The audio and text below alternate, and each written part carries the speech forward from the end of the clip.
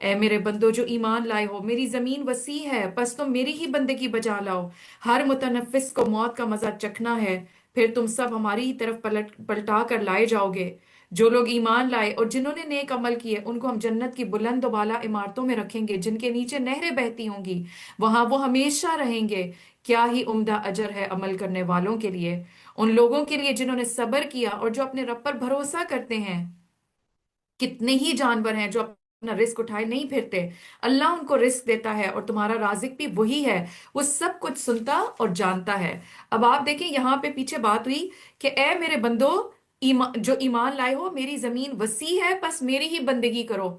یعنی اگر کسی بھی علاقے میں، کسی بھی جگہ پر، یا کسی بھی جاب کے ٹائم پہ، کسی بھی یونیورسٹی میں، کہیں پہ بھی انسان کو یہ لگنے لگے کہ اس کے ماحول کی وجہ سے اللہ کی بندگی کے راستے میں رکاوٹ پیدا ہو رہی ہے، تو یہ یقین رکھنا چاہیے کہ اللہ کی زمین وسیع ہے۔ ایسی جگہ کو چھوڑ دیں، ایسی جاب کو چھوڑ دیں، ایسے ماحول کو ترک کر دیں، لیکن اللہ کی بندگی پر جمنا ہے۔ تو اللہ کی بندگی چاہے ماحول اچھا ہو یا برا ہو، تو کہیں پہ بھی یہ معذرت قبول نہیں ہوگی کہ اب کیا کریں، ہمارا تو ماحول ہی ایسا ہے۔ تو ہم بہت ساری جگہوں پہ خود کو جسٹیفائی کس بات پہ کرتے ہیں کہ کیا کریں، ماحول ایسا ہے، یہاں پہ تو یہ کرنا پڑتا ہے، یہاں پہ تو اس کے بغیر چارہ ہی نہیں ہے، یہاں پہ تو اس کے بغیر گزارا ہی نہیں ہے۔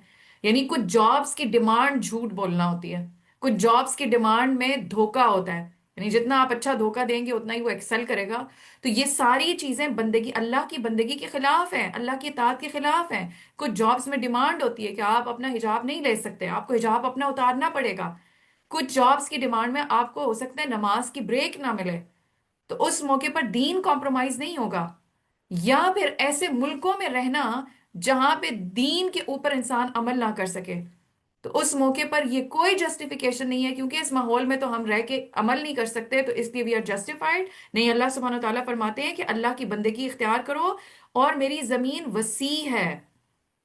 اور پھر آپ دیکھیں اس کے بعد اللہ سبحانہ وتعالیٰ فرماتے ہیں کہ جو لوگ ایمان لائے اور جنہوں نے نیک عمل کیے، ان کو اللہ سبحانہ وتعالیٰ جنت میں بہترین مقامات کا وعدہ کرتے ہیں۔ لیکن آپ دیکھیں آگے اللہ سبحانہ وتعالیٰ فرماتے ہیں کیا ہی عمدہ اجر ہے عمل کرنے والوں کے لیے، نعم اجر العاملین۔ یہاں پہ اجر صرف ایمان کا نہیں بتایا گیا بلکہ عمل کا بتایا گیا۔ تو پیچھے کہا گیا کہ اگر اللہ کی بندگی کرو، اللہ کی زمین وسیع ہے، تو اگر انسان کو کہیں پہ بھی یہ لگنے لگے کہ عمل نہیں ہو سک رہا، وہاں سے وہ موو کرے گا، تو اس موقع پر اللہ کے وعدوں پہ یقین رکھیں کہ جس ذات کی خاطر اتنا بڑا موو کیا ہے، وہ اس کا بہترین اجر اور بہترین بدلہ دینے والا ہے۔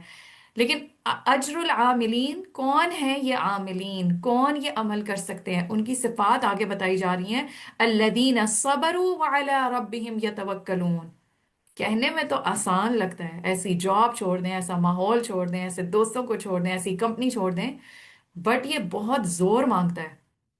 تو اس لیے جب تک انسان کے اندر صبر نہ ہو اور جب تک رب پر بھروسہ اور توکل نہ ہو، تو انسان اللہ کی بندگی پر خود کو جما نہیں سکتا، وہ دنیا کی اس طرح کی قربانیاں دے ہی نہیں سکتا۔